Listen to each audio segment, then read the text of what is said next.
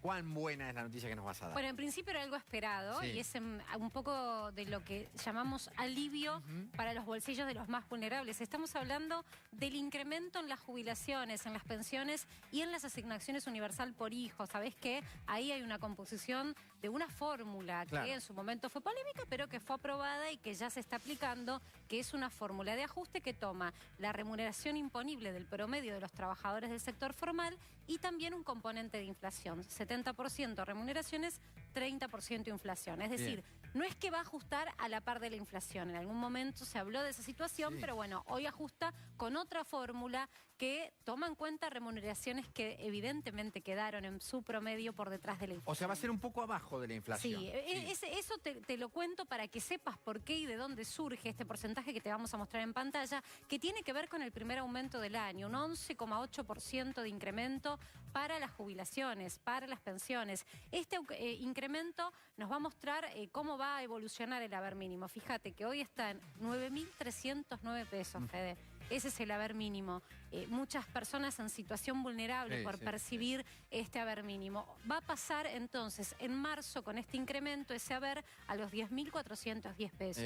No cambia sustancialmente. Por supuesto que sigue teniendo un sabor a poco y cuando uno mide las canastas básicas y lo que se necesita para no estar debajo del umbral de la pobreza, la verdad es que muchos pasan raspando, sobre todo si se tiene en cuenta que los jubilados también tienen un gasto importante en salud, que ya no a todo el mundo le cubre el PAMI el 100% del costo de sus coberturas médicas, de sus tratamientos con medicamentos, y por eso es que la canasta para ellos es una canasta un poco más cara. Impacta, sí, sobre todo también teniendo en cuenta ahora ¿cuándo sale el índice de enero? En las próximas horas. En unos días ya vamos a tener ahí el dato. Y también, me decís, es alivio, pero bueno, sale un número que también habla de que la inflación no frena al ritmo que pretendemos todos en general, ¿no? Pero bueno, es una fórmula que fue aprobada en su momento, que tiene el aval del Congreso y que, fíjate, en junio vuelve a aplicarse con un incremento que va a estar en el 10,8%. Es decir, que un poco de alivio para recomponer vamos a tener para los jubilados y para los pensionados. Por supuesto, cuando sumás estos dos aumentos te está dando el equivalente a una remuneración que se va a ajustar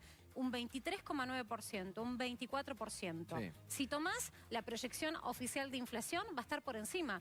Para el gobierno y según el presupuesto, va a estar en el 23% la inflación este año. Ahora, si nos ceñimos a lo que dice en la consultoría privada, estamos hablando de un 30, ¿no? Y estamos hablando de una inflación del 30%. Sí, con este número quedaríamos abajo. Recuperás 8 puntos de lo perdido el año pasado, pero no llegás a empatarle este año a la inflación, o sea que otra vez vas a estar por detrás.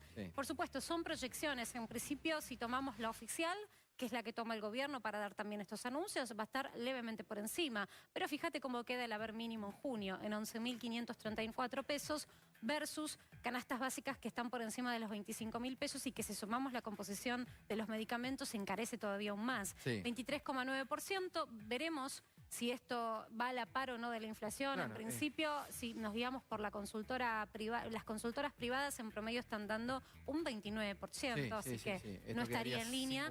Pero bueno, es una fórmula que en su momento se aprobó y que está seguramente se va a tener en cuenta también qué va a pasar en el primer tramo del año con la inflación. Sí, uno dice, ojalá en el tiempo esta nueva fórmula permita que un poco que vaya por arriba, ¿no? de la inflación. Lo que pasa es que en esta franja ¿hay tiempo para esperar? Decir, bueno, dentro de 2 o 3 no, esto tiene que ser ya. Y las necesidades urgentes y los gastos son ya. Fíjate que queda nuevamente detrás del salario mínimo vital y móvil. Y muchos dicen, no debería, más allá del porcentaje, hay propuestas que lo han establecido también y que no tuvieron suerte el año pasado, pero no debería elevarse el haber mínimo para que el haber que te estamos mostrando en pantalla sea superior, más allá del incremento, pero el haber mínimo que tenga un piso de comienzo un poco más arriba. Bueno, son propuestas, veremos en un año electoral cuánto asidero tiene esto, pero lo cierto es que con el Fondo Monetario Internacional detrás también hay que mirar lo que el Estado puede aportar. Y este sistema que tenemos jubilatorio es un sistema en donde el Tesoro tiene que totalmente y completamente asistir, porque no alcanza con el aporte para cubrir las jubilaciones. Pero bueno, la noticia del día pasa porque en apenas unos días, en marzo, llega este primer incremento. Seguimos de cerca. Marce, gracias. Silvia.